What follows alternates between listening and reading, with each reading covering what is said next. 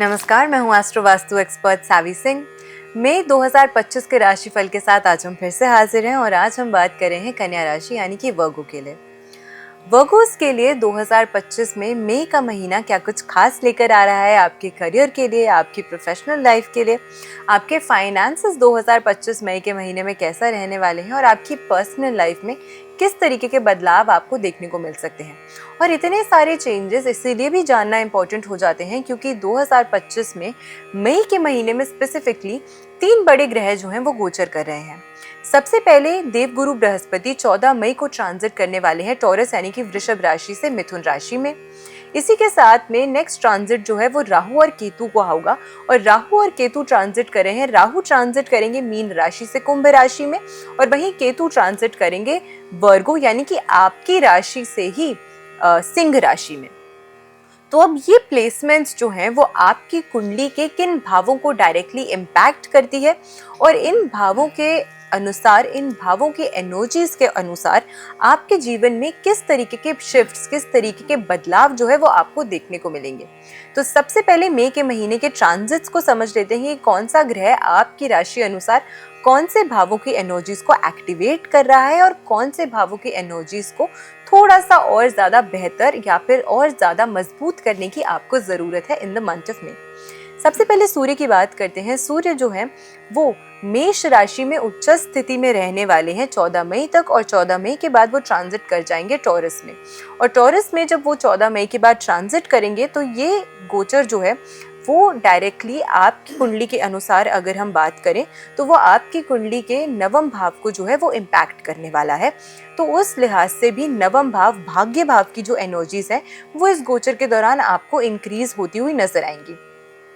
गुरु जो है वो ट्रांजिट कर रहे हैं 14 मई को मिथुन राशि में और ये कहीं ना कहीं आपकी कुंडली के दशम भाव की एनर्जीज जो है उसको प्रभावित करेंगे। ये आपके लिए कर्म, आपकी प्रोफेशन का भाव माना गया है।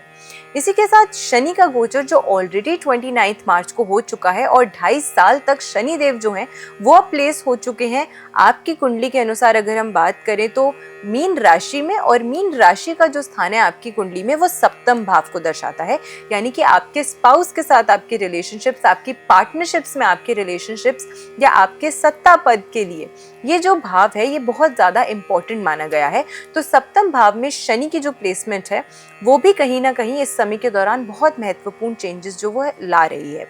इसी के साथ मीन राशि की अगर हम स्पेसिफिकली बात करें तो मीन राशि में अभी 4 ग्रह जो हैं इस समय के दौरान वो गोचर कर रहे हैं, जो कि है शुक्रदेव जो अपनी उच्च स्थिति में है लेकिन रेट्रो हैं।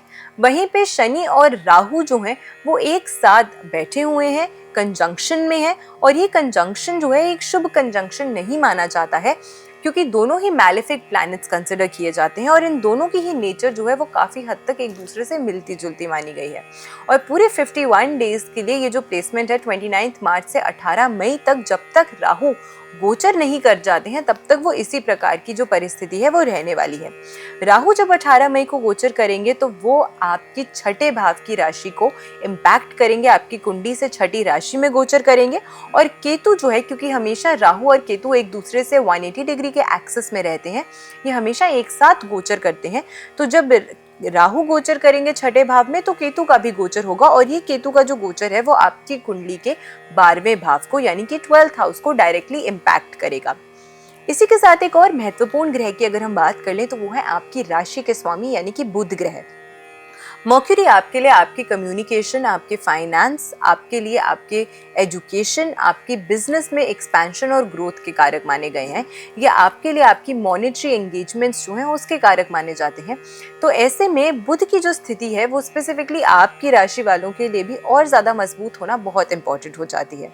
बुध जो है वो 6 मई से 23 मई तक जो है वो प्लेस रहने वाले हैं मेष राशि में, जो कि आपकी कुंडली के अष्टम भाव की राशि है और अष्टम भाव में शुभ ग्रहों का प्रभाव होना, शुभ ग्रहों का स्थित रहना बहुत ज़्यादा फेवरेबल जो है वो नहीं माना जाता है।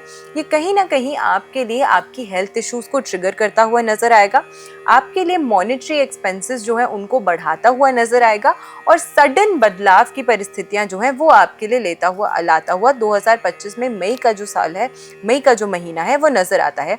तो इस समय के दौरान आपके लिए कुछ मिला जुला प्रभाव जो है वो आपको देखने को मिल सकता है। सरकार पक्ष से अगर आप चाह रहे थे कि कोई कार्य आपका फंसा हुआ था, आप चाह रहे थे कि वो पूरा हो जाए, तो इस समय के दौरान, इस महीने के दौरान वो पूरा हो सकता है। उससे आपको अच्छी कोई न्यूज़ जो है वो सुनने को इस डिपार्टमेंट में ज़रूर देखने को मिल सकती है। पारिवारिक जीवन में इस समय के दौरान आपको अच्छी जो एक कंपैटिबिलिटी है अपने फैमिली मेंबर्स के साथ, अपने बेटर हाफ के साथ, अपने स्पाउस के साथ देखने को मिलने वाली है।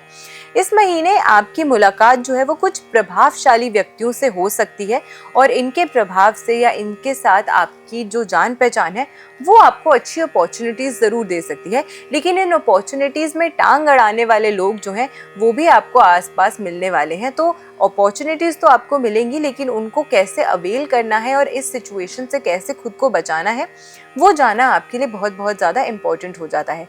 बुध ग्रह का अष्टम भाव में प्लेस होना कहीं ना कहीं ये भी दर्शाता है कि हिडन एनिमीज जो हैं इस समय के दौरान वो आपको परेशान कर सकते हैं।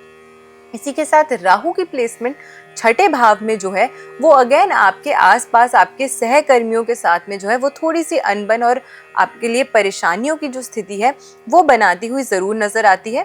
इस महीने आपकी पर्सनल सेटिस्फैक्शन जो है उसके लिए या फिर अपने मनोरंजन पे आपका पैसा जो है वो अधिक खर्च होता हुआ आपको ज़रूर नज़र आने वाला है।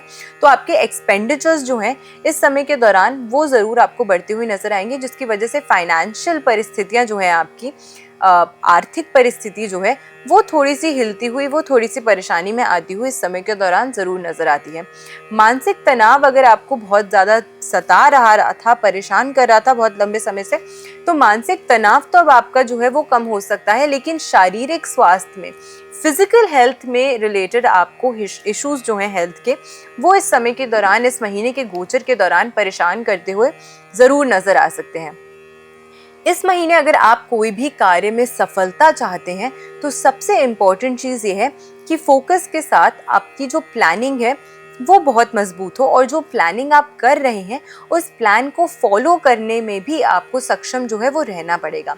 वरना सिर्फ ऐसा होगा कि आप प्लान्स जो है वो आपके पेपर तक ही सीमित रह जाता है, कोई एग्जीक्यूशन जो है उन प्लान्स की नहीं हो पा रही है।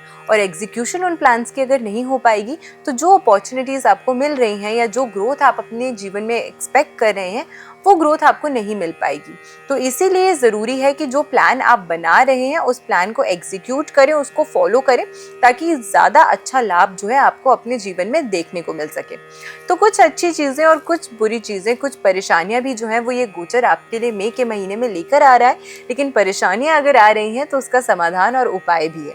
तो ऐसे में मई के महीने में कन्या राशि वालों के लिए यानी कि वर्गोस के लिए कौन सी एक अच्छी रेमेडी है जो आपको ज़रूर करनी चाहिए इस महीने के दौरान ताकि आपको लाभ मिले? बुधवार के दिन, वेंसडेज के दिन गाय को आपको पालक जो है वो ज़रूर खिलानी चाहिए। अगर आपके आसपास कोई ऐसी जगह है जहाँ पे आप उन्हें डायरेक्टली फीड कर सकते हैं तो बहुत अच्छा है। अगर नहीं कर सकते हैं, आपके आसपास के एरिया में नहीं है कोई भी ऐसी व्यवस्था गाय को खिलाने की, तो फिर कोई भी गौशाला जो है वहाँ पर अगर आप चारा या फिर पालक जो है वो दान करते हैं बुधवार के दिन, तो उससे भी आपको बहुत अच्छा लाभ जो है आपके जीवन में देखने को मिलेगा। तो मई के महीने को इस रेमेडी के साथ आप अपने लिए और ज़्यादा बेनिफिशियल और ज़्यादा अच्छा बना सकते हैं। वीडियो अगर अच्छी लगी हो तो वीडियो को ज़्यादा से ज़्यादा लोगों तक शेयर ज़रूर कीजिएगा ताकि वो भी जान सके कि मई 2025 का महीना इन बड़े ट्रांजिट्स के साथ किस तरीके के बदलाव जो है वो उनके लिए लेकर आ रहा है। अगली वीडियो में हम बात करने वाले हैं तुला राशि की, कि तुला राशि के जातकों के लिए 2025 का मई का महीना क्या कुछ खास लेकर आ रहा है। तो जुड़े रहिएगा हमारे चैनल के साथ और अपना प्यार यूं ही हम तक पहुंचाते रहिएगा। नमस्कार, जय माता दी।